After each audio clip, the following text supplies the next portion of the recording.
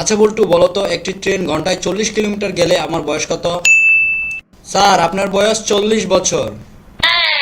ও yes বল্টু, একদম ঠিক আছে। কিভাবে বের করলে তুমি এটা? স্যার, আমাদের গ্রামে একটা আধা পাগল আছে, তার বয়স 20 বছর। আর আপনি তো পুরাই পাগল।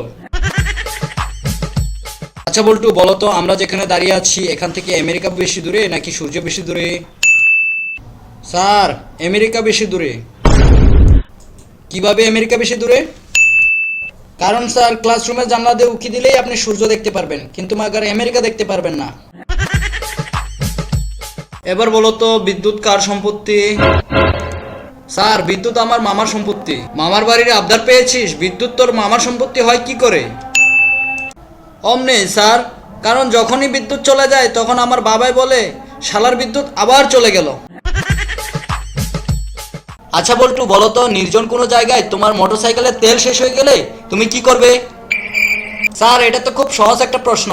মোবাইল ফোন থেকে গ্রামীণ সিমটা বের করে চাকায় লাগিয়ে দিয়ে বলবো চলো বহুদূর।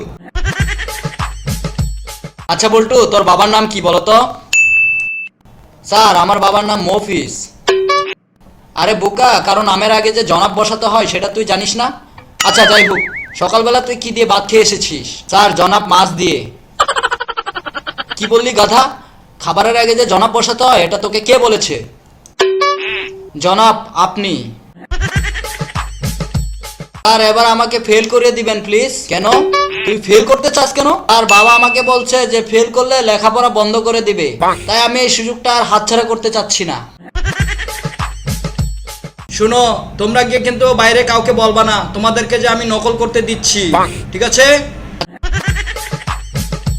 আচ্ছা বল্টু, তুই কি 1 থেকে 100 পর্যন্ত গুনতে পারিস? কি রে বল্টু, তুই নাকি এখন মদ খাওয়া শুরু করে দিয়েছিস?